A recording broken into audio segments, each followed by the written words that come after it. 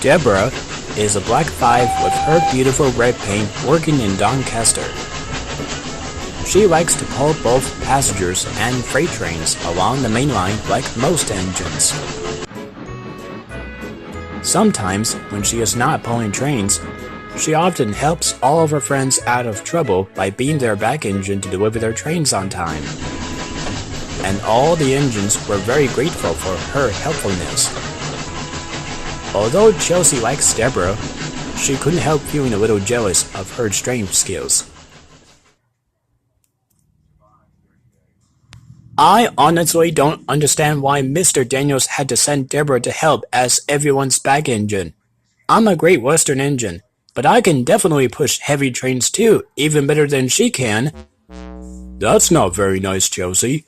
You must know that Mr. Daniels only sent her to help us with our heavy jobs because none of us can manage moving them along the main line. Plus, I barely kept on puffing to pull more than enough local passenger train. That may be so, but not for long. Deborah has been working hard enough as it is. You know how she starts accompanying us with her silly task as a back engine. Perhaps if I could have done that much better job than her, Mr. Daniels will soon see how reliable I am. Deborah felt very hurt. The other engine stared at Chelsea in disbelief. Chelsea just scoffed and went to sleep. The next day, Chelsea had to take a goods train to Wakefield Station. She bumped them hard. Careful, Chelsea. Your brakes got something with your attitude. Chelsea paid no attention.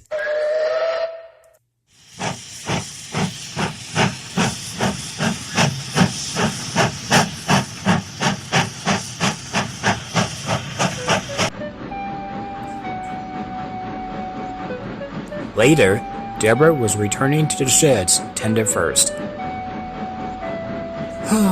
Chelsea is right. I've been working hard enough as it is to be anyone's back engine. I could have let her take the job to try to be a back engine of her own skills instead of me. But at least Wyatt understands. Just then, they approached the Cinderbox, and there was Chelsea with her freight cars. Oh dear, thought Deborah. Now she's going to say something to me again. The cinnamon came out. For pity's sake, take Chelsea away. She has failed. Wyatt is behind, and all she does is complaining like a silly engine she is. Disrespectful! But no one cared.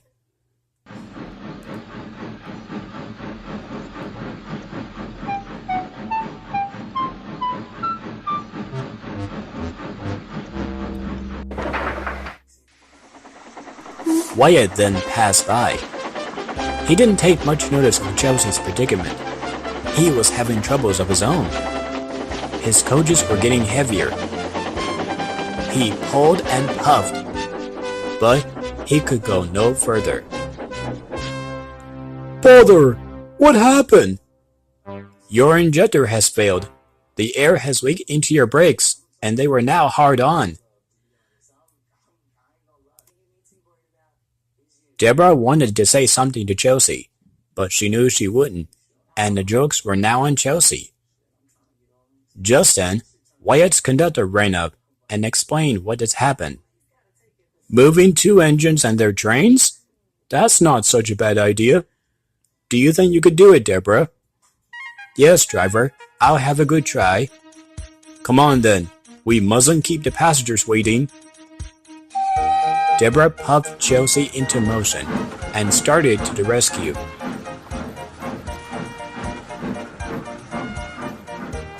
Deborah gently buffered up to the coaches. It's better than we thought. Wyatt can pull if we keep the brakes off, so the only way we'll have is Chelsea's freight cars. Are you ready, Deborah? Yes, I am, Wyatt. So with Wyatt snorting in front and Deborah puffing in the middle, the long cavalcade set off.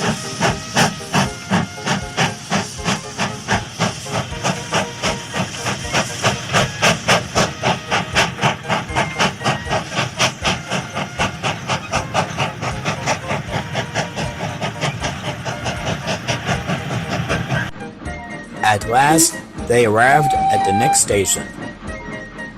Deborah braked the coaches thankfully at the platform, with Chelsea and the freight cars trailing far behind. The passengers buzzed out like angry bees. But when Mr. Daniels told them what happened, they forgot to be cross. They thanked Deborah and calling her an enterprising engine. You and Wyatt can return to the sheds. I will speak with Chelsea later. And so, Wyatt and Deborah went home, while Chelsea was left on a siding. She had much to think about.